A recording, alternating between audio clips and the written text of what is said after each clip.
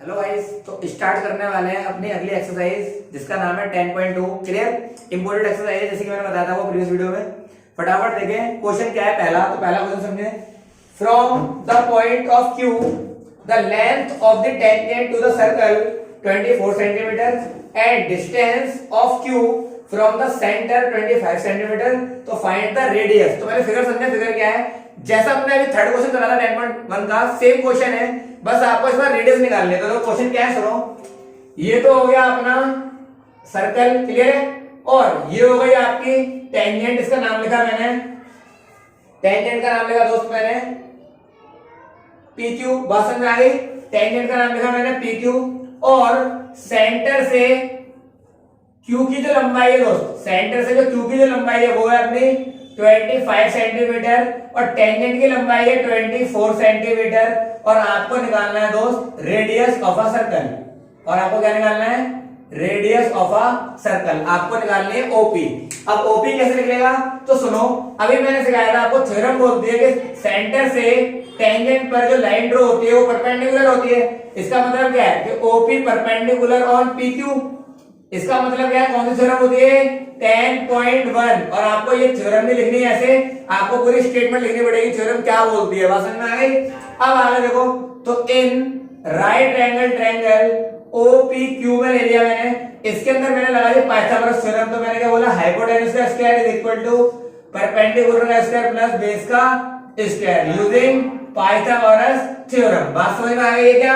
अब मैंने बोला हाइपोटेन्यूज कितना था, तो हाइपोटेन्यूज का आपका 25 का होल स्क्वायर, परपेंडिकुलर नहीं मालूम तो OP का होल स्क्वायर, प्लस बेस कितना था 24, तो 24 का होल स्क्वायर। 25 का स्क्वायर होता है 625 इज इक्वल टू OP का स्क्वायर, और 24 का स्क्वायर होता है 576। ये प्लस का हो जाएगा तो माइनस का, 625 minus 576 is equal to OP का होल स्क्वायर। माइनस करो कितना आ जाएगा भाई? 15 में 6 है तो 9, यहाँ कितना बचा? 1। तो 11 में से 7 गए तो बचेंगे 4, 5 में से 5 गए तो 0, और ये आ गया आपका OP का स्क्वायर। स्क्वायर हटाएंगे तो क्या बन जाएगा दोस्त? रूट। और यहाँ 49 का रूट कितना होता है? 7। तो OP का डिस्टेंस कितना आ गया भाई? 7 सेंटीमीटर। और गौर से देखो, मैंने थ्योरम प्रूव कराई थी कि जो शॉर्ट डिस्टेंस होता है उधर ही परपेंडिकुलर होता है। तो शॉर्ट डिस्टेंस कितना आ रहा है? 7। इसका 25, इसका 24, इसका तो सबसे कम आ रहा है, यही पर ही परपेंडिकुलर है। शॉर्ट डिस्टेंस क्या हमारा? 7 सेंटीमीटर। तो ये ना अपना राइट एंगल ट्रायंगल। समझ में आया? क्लियर हो गई मेरी बात? ओके। तो आपको पूछा गया था कि OP कितना आएगा आपका, तो आपका कितना आ रहा है? 7। और चेक करो कौन सा ऑप्शन करेक्ट है। तो A option is the right answer. बात समझ में आ गई। तो पहला सवाल आपका हो गया, question number first is completed. बात समझ में आया? सेकंड देखिए, तो क्वेश्चन नंबर सेकंड देखें आप। सेकंड है, in a figure TP and TQ are two tangent to the circle with the center O so that angle POQ 110 यानी 110 degree, then find the angle of PTQ is equal to। फिर आप option दे दिए 3-4, तो आपको जय माता की नहीं करना, आपको आंसर निकालना है, फिर आपको ऑप्शन पे करेक्ट निशान लगाना है। समझ आ गई। तो मैंने बोला क्वेश्चन क्या बोला, क्वेश्चन समझो, फिगर बनाते हैं पहले। तो मैंने बोला दोस्तों समझो, ये लो सही है, ये तो बन गया आपका सर्कल। अब आपको बोला गया TP और TQ दो टेंजेंट है दोस्तों, TP और TQ दो टेंजेंट है। क्लियर हो गई मेरी बात? अब और आपको निकालना है PTQ। तो देखो समझो, मैंने बोला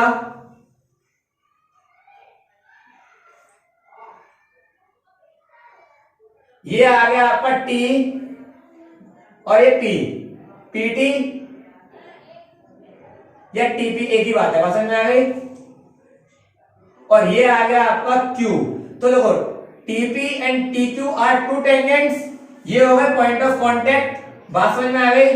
और ये हो गया आपका सेंटर, और सेंटर को आपने इससे ज्वाइन कर दिया, ये आपने ज्वाइन कर दिया। तो अभी अभी मैंने आपको सिखाया था क्या,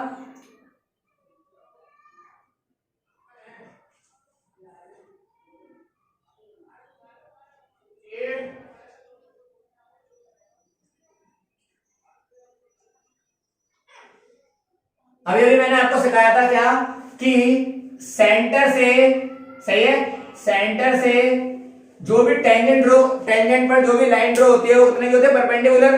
तो मैंने क्या बोला, ये एंगल आ गया 90 डिग्री, ये वाला भी आ जाएगा 90 degree as per the theorem 10.1। और आपको एंगल POQ भी गिवन कर दिया, ये गिवन कर दिया आपको क्वेश्चन में 110 और आपको बोला गया फाइंड कीजिए PTQ कि PTQ कितना होगा, तो मैंने मान लिया x। बात समझ में आ गई? तो सबसे पहले तो आप जो आपको थ्योरम से बराबर लगा उसको लिखें। तो मैंने क्या बोला, O is the centre of a circle, तो कितना आ जाएगा दोस्तों बताइए मुझे।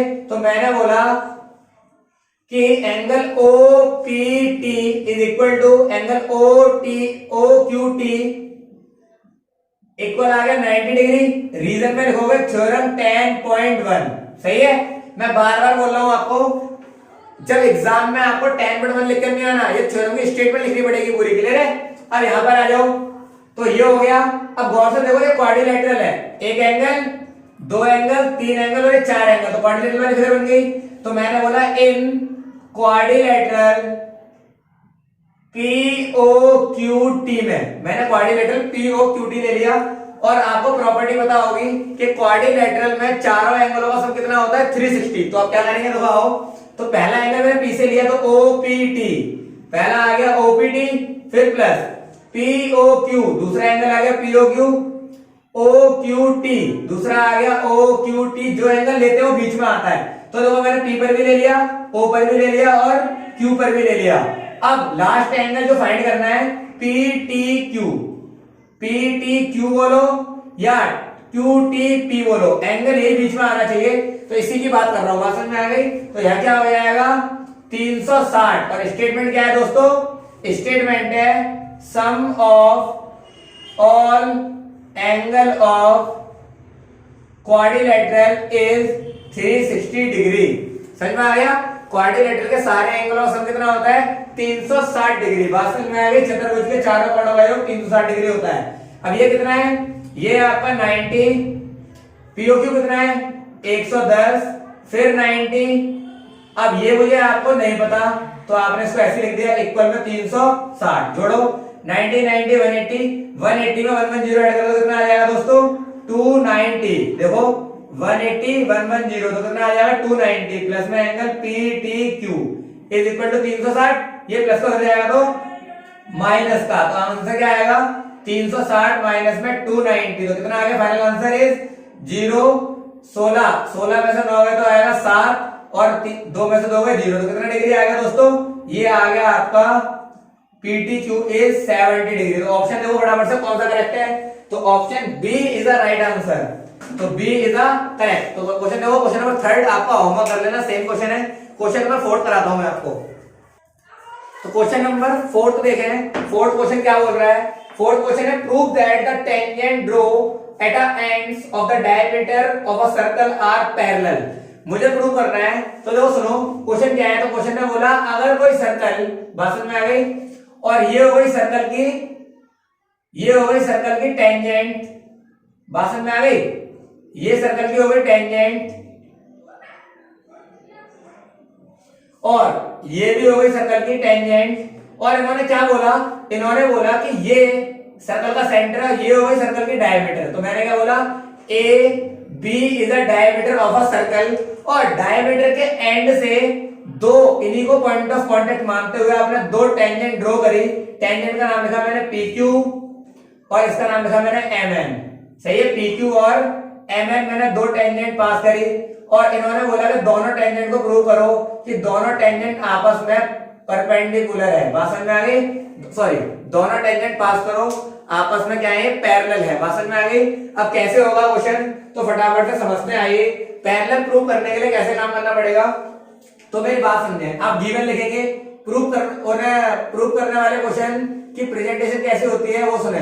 तो पहले गिवन लिखें, तो गिवन में क्या लिखेंगे, O is a centre of circle. सही है, फिर आगे in which circle AB is a diameter. AB क्या है डायमीटर, एंड है ना PQ and MN is a tangent. ये क्या है टेंजेंट है। बात समझ में आ गई। ये मैंने आपको गिवन डाटा लिख लिया क्वेश्चन में से। अब टू प्रूव क्या करना है, टू प्रूव करना है दोस्त आपको। टू प्रूव इज कि जो टेंजेंट है यानी P Q parallel to M N, मुझे प्रूव करना है पी क्यू एम एन के पैरेलल है। अब मैंने कंस्ट्रक्शन तो कुछ करी नहीं है, तो मैंने क्या करा, सीधे प्रूफ कर रहा हूं। तो प्रूफ कैसे होगा, अब सुने प्रूफ करने वाला काम। तो प्रूफ करने वाला काम कैसे होगा, सुनो। मैंने बोला सेंटर से टेंजेंट पे डालते हैं वो कितना डिग्री का होता है, 90 डिग्री का एंगल। तो मैंने क्या बोला, OA is perpendicular on PQ, yes या नो।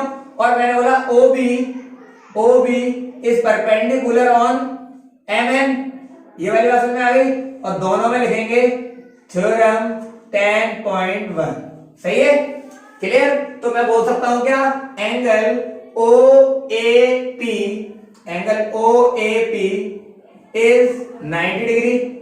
एंगल जब ये 90 डिग्री हो गया, जब ये वाला एंगल 90 डिग्री हो गया, तो लीनियर पेयर से ये वाला 90 डिग्री हो जाएगा। कैसे, देखो सुनो, OAP plus angle OAQ is equal to 180। Reason में लिखना लीनियर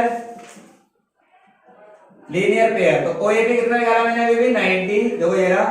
और OAQ 180, ये प्लस का हो जाएगा तो माइनस का, तो OAQ कितना आ जाएगा भाई मेरे, 180 माइनस का 90 इज इक्वल टू 90। तो ये आ गया आपका OAQ, क्लियर हो गई मेरी बात।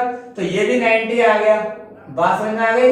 अब सेम काम सिमिलरली यहां से करो। तो मैंने बोला सिमिलरली मैंने बोला एंगल OBM, सही है, और एंगल इज 90 डिग्री। और मैंने बोला OBM plus angle OBN is equal to 180। Reason में लीनियर पेयर, बात समझ में आ गई। तो OBM कितना निकाला मैंने 90, तो OBN कितना निकल जाएगा आपका, angle OBN is equal to 180 minus का 90, तो ये निकल जाएगा आपका 90। समझ में आ गया। एंगल कैसे लेते हैं, जो एंगल लोगे वो बीच में आएगा। तो OBM मैं इधर चला गया, तो B की बात कर रहा हूं, OBN तो मैं इस वाले की बात कर रहा था, क्लियर है। तो ये भी 90 आ गया। अब गौर से समझे मेरी बातों को अच्छे से, ये मेन पॉइंट है। तो मैंने बोला ये 90, देखो एंगल, और ये भी 90 आ गया, ये भी 90 आ गया। समझना दोस्तों मेरी बात को। मैंने बोला OAP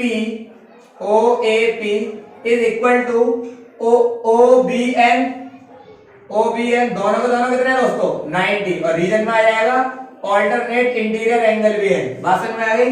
सेम काम OAQ is equal to OBM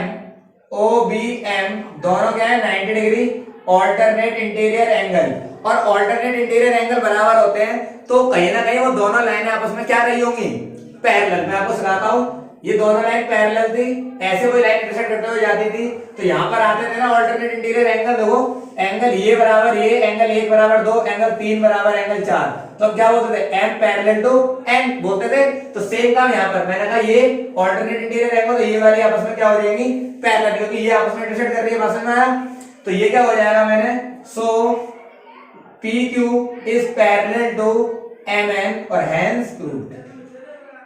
बात समझ में आ गई, फटाफट से उतार ले इसको पूरे को, क्लियर हो गई मेरी बात। और अगला सवाल देखें, तो क्वेश्चन नंबर आप फटाफट से देखें, question number 5 very important question है, एग्जाम में आता है ये भी, दो फटाफट समझो। इसने बोला prove that the perpendicular at a points of the contact to the tangent to a circle passes through the centre. अब देखो जो हमारी थ्योरम है जस्ट वही है।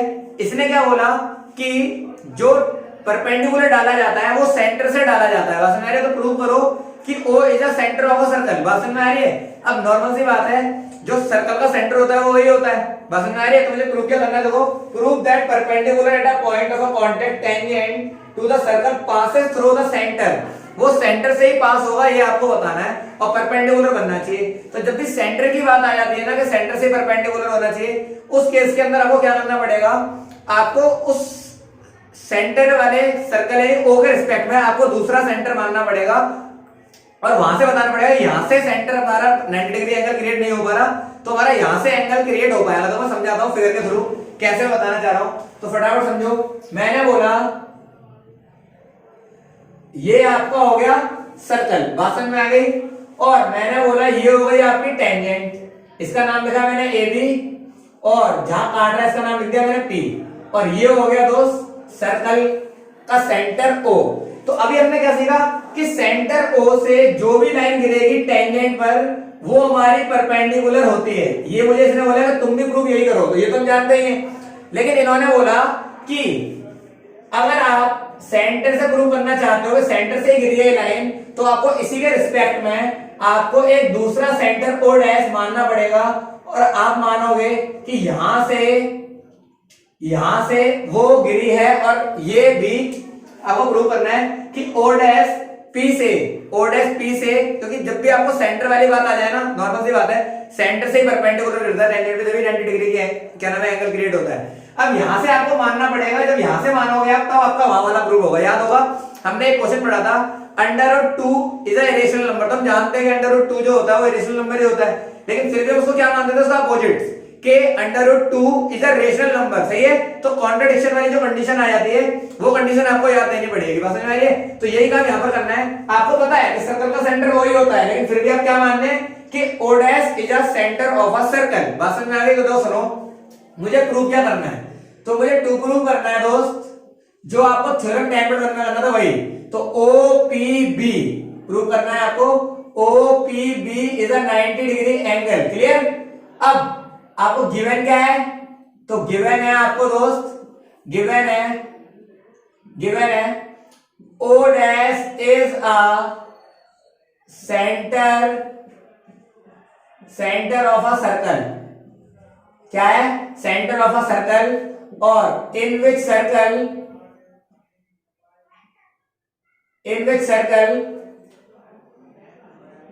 AB is a tangent at P is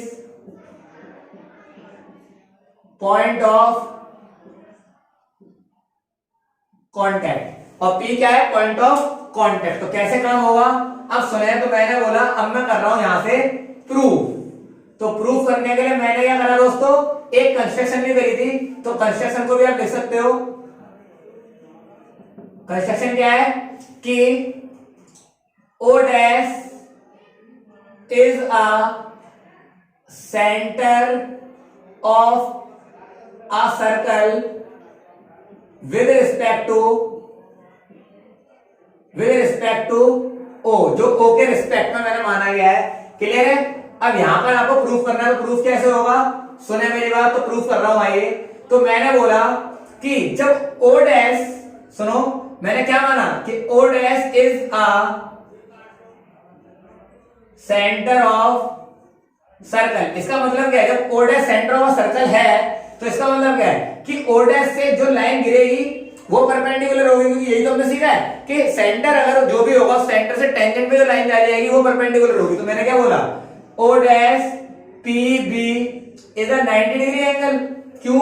क्योंकि थ्योरम बोलती है कि सेंटर से, और सेंटर से हमारा क्या है O डैश, तो सेंटर से जो भी लाइन ड्रॉ की जाती है वो 90 डिग्री की होती है।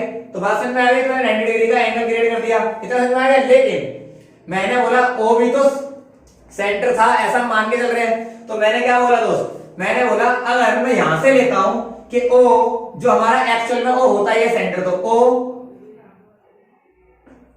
O is a centre of a circle, जो एक्चुअल में होता ही है। तो यहां से अगर हुआ तो फिर थ्योरम क्या बोलेगी कि एंगल OPB इज 90 डिग्री, और थ्योरम 10.1। अब मेरी बात समझो, क्या ये दोनों angle O equation first and equation second, मैंने बोला from equation first and second से मैंने बोला क्या O dash PB is equal to OPB। मैंने क्या बोला, क्या O डैश P, देखो O डैश PB ये वाला एंगल क्या OPB एंगल के इक्वल आ रहा है? नहीं। क्यों? क्योंकि ये वाला एंगल देखो झुकाव थोड़ा यूं है, तो ये वाला एंगल थोड़ा कम है, और ये वाला एंगल देखने में 90 डिग्री लग रहा है। तो ये वाला एंगल जो कम ही बनना है, क्या वो एंगल कभी 90 डिग्री बना पाएगा? जब जो एंगल 90 डिग्री बना ही नहीं पा रहा, और थ्योरम क्या बोलती है, कन्वर्स अगर मैं थ्योरम करूं तो थ्योरम क्या बोलती है, सेंटर से जो टेंजेंट पर डाला जाएगा वही 90 डिग्री होगा। तो देखो ये सेंटर जरूर माना मैंने, लेकिन यहां से जब गिर रहा हूं तो देखो फिगर के थ्रू समझो कि ये 90 डिग्री लग नहीं रहा, तो मैं क्या बोलूंगा, ये सेंटर हो ही नहीं सकता। सही है, तो सेंटर क्या माना जाएगा, तो देखो समझो मैंने क्या बोला, ये कभी इक्वल हो नहीं सकता, ये कंडीशन आ जाएगी नॉट पॉसिबल। बात समझ में आ गई, ये तो हो जाएगी नॉट पॉसिबल। क्लियर? तो मैं क्या बोलूंगा, मैं बोलूंगा so angle O dash sorry angle O P B is 90 degree, ये वाला एंगल 90 डिग्री होगा, इसीलिए बोल सकता हूं कि O is a centre of a circle. क्योंकि थ्योरम भी बोलती है कि सेंटर से जो भी टेंजेंट पे जाएगा वही परपेंडिकुलर होगा, तो ये परपेंडिकुलर हो जाएगा। क्लियर हो गई मेरी बात? तो यह कन्वर्स वाला सीन आ गया। तो लिख सकते हो this contradiction has been arisen, क्या माना था आपने? आपने माना था कि O dash is the centre of a circle, तो आप बोलोगे कि this is the wrong assumption. क्या बोलोगे? This is the wrong assumption. O dash कभी सेंटर हो ही नहीं सकता सर्कल का। बात समझ आ गई? क्योंकि अगर सेंटर होता तो एंगल 90 डिग्री का क्रिएट होना चाहिए था जब टेंजेंट पे डाला जाता। बात समझ में आ गई? तो आप लिख दोगे ये वाली लाइन, तो क्या लिखोगे? दिस